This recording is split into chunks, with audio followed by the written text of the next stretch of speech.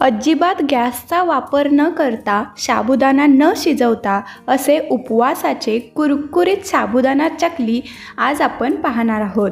नमस्कार, मी प्रतीक्षा पुन्हा एकदा आपल्या सर्वांचं आपल्या लंबोदर किचनमध्ये मनापासून स्वागत करते। तर आज मी तुमच्यासाठी घेऊन आले साबुदाणा बटाटा चकली। साबुदाणा न शिजवता ही जी चकली आहे अगदी झटपट बनते आणि अगदी वर्ष ते 1.5 वर्ष आरामात टिकते। तर चला तर मग मंडळी, आता वेळ न घालवता आपण आजच्या व्हिडिओला सुरुवात करूया। त्याआधी जर तुम्ही माझी रेसिपी पहिल्यांदाच पाहत असाल तर प्लीज लंबोदर किचनला सबस्क्राईब करा आणि व्हिडिओ आवडल्यास लाईक करा। साबुदाणा बटाटा चकली बनवण्यासाठी इथे मी 1/2 किलो इतका साबुदाणा भिजवून घेतला आहे। तर हे मी रात्रभर भिजत ठेवलेलं। तर इथे आपण ही जी चकली आहे ती साबुदाणा न भिजवता बनवणार आहोत। त्यासाठी हा जो साबुदाणा आहे आपल्याला मऊ असा भिजवून घ्यायचा आहे। त्यासाठी 1 वाटी साबुदाणा आपल्याला स्वच्छ धुवून घ्यायचा आणि त्यानंतर यामध्ये 1.5 वाटी पाणी घालायचं आहे आणि हा रात्रभर भिजत ठेवायचा। तर इथे साबुदाणा छान असा भिजला गेला आहे। तर हे आपण आता दुसऱ्या भांड्यामध्ये काढून घेऊया। तर हे बघा, पाणी परफेक्ट आहे, त्यामुळे अजिबात यामध्ये पाणी राहिलेलं नाही। तर साबुदाणा छान मऊ भिजला तरच चकली पाडताना ती तुटत नाही। तर आता यामध्ये आपल्याला 2 मध्यम आकाराचे बटाटे किसून घ्यायचे आहेत। तर हे मी बटाटे उकडून त्याची साल काढून घेतले। तर यामुळे एक मॉइश्चर त्याचं छान येतं आणि चकली छान अशी पडते।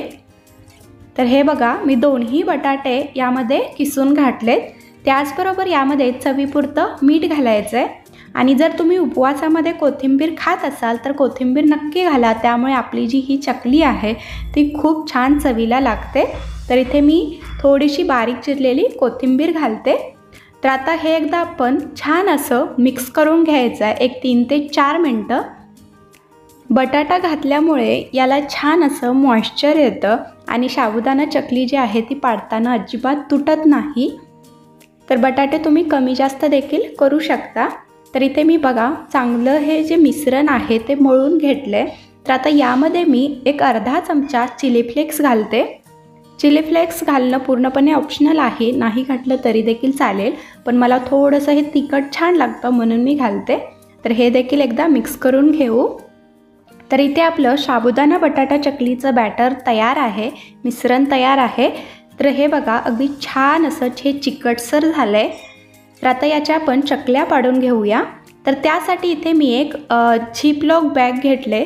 तुमच्याकडे जी कोणती प्लॅस्टिकची बॅग असेल त्याने देखील तुम्ही पाडू शकता या चकल्या, किंवा जर तुमच्याकडे जो आपण केक बनवताना पायपिंग बॅग वापरतो त्याने देखील ही चकली आपण पाडू शकतो। तर आता यामध्ये आपण तयार करून घेतलेलं हे मिश्रण घालू। तर ही जी चकली आहे तुम्ही चकलीच्या साच्याने देखील पाडू शकता। तर आता यामध्ये मी हे बॅटर घालून घेतले। आता याचं हे जे टोक आहे ते आपण कट करून घेऊया। टोक थोडंसं मोठंच कट करायचं, म्हणजे चकली जी आहे ती लगेच आपल्याला सहज पाडता येईल। तर इथे मी जी चकली आहे ती प्लॅस्टिकच्या कागदावरती पाडून घेते। तुम्ही सुती कापडावरती देखील ह्या चकल्या तयार करून घेऊ शकता। तर हे बघा, मस्त अशी ही चकली आपली तयार होते, अजिबात तुटत नाही। जर हे जे मिश्रण आहे ते जास्त घट्ट झालं असेल तर आणखीन एखाद दुसरा बटाटा तुम्ही उकडून किसून यामध्ये घालू शकता। तर याआधीही मी तुम्हाला साबुदाणा बटाटाची पळीपापड कसे बनवायचे हे देखील दाखवलेले आहे, त्याची लिंक मी डिस्क्रिप्शनमध्ये दिले, तिथे जाऊन तुम्ही बघू शकता। तर आता याच पद्धतीने आपण सगळ्या चकल्या तयार करून घेऊया। तर इथे मी सगळ्या चकल्या पाडून घेतल्यात, अगदी एकसारख्या या चकल्या तयार झाल्यात। तर आता हे आपण एक 2 ते 3 दिवस कडकडीत उन्हामध्ये वाळवून घ्यायचं आहे। तर तुम्ही फॅनखाली देखील वाळवू शकता, पण त्याला वेळ जातो आणि काही दिवसांनी त्याला बुरशीसुद्धा येऊ शकते, त्यामुळे शक्यतो उन्हामध्येच हे 2 दिवस छान वाळवून घ्या, त्यामुळे ते वर्षभर छान असं टिकतं।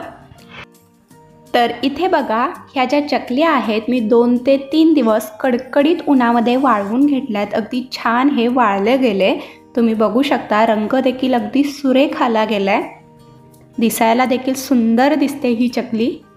तर हे बघा अगदी मस्त। तर हे बघा अगदी छान असं या चकल्या वाळल्या गेल्यात. तर आता यामधल्या काही चकल्या मी तुम्हाला तळून देखील दाखवते. तर साबुदाणा बटाटा चकली तळण्यासाठी इथे मी कडकडीत तेल गरम करून घेतलं आहे. तेल चांगलं गरम झालं की गॅस अगदी मध्यम करायचा आणि यामध्ये एक एक करून या चकल्या आपण सोडूया. तर हे बघा, अगदी टाकता क्षणी या चकल्या दुप्पट फुलू लागल्यात आणि रंग देखील बघा अगदी पांढरा शुभ्र आला गेला आहे. तर इथे आपण साबुदाणा न शिजवता अगदी झटपट या चकल्या बनवल्या तरी देखील अगदी छान अशा ह्या चकल्या फुलल्या गेल्यात. तर अशा पद्धतीने तुम्ही देखील या चकल्या झटपट नक्की करा आणि वर्ष ते 1.5 वर्ष आरामात टिकवा. तर आता याच पद्धतीने आपण बाकीच्या चकल्या तळून घेऊया. तर इथे बघा, मस्त अशा ह्या साबुदाणा चकल्या तयार आहेत. अगदी एक एक साबुदाणा छान असा फुलला गेला आहे. अगदी खुसखुशीत कुरकुरीत अशा ह्या चकल्या आपल्या तयार झाल्यात. तर या पद्धतीने तुम्ही देखील या साबुदाणा बटाटा चकल्या नक्की करून पहा. तर व्हिडिओ आवडल्यास लाईक आणि शेअर करा आणि अशाच नवनवीन रेसिपीजसाठी लंबोदर किचनला सबस्क्राईब करा. पुन्हा भेटू अशाच एका नवीन रेसिपीसोबत. तोपर्यंत धन्यवाद.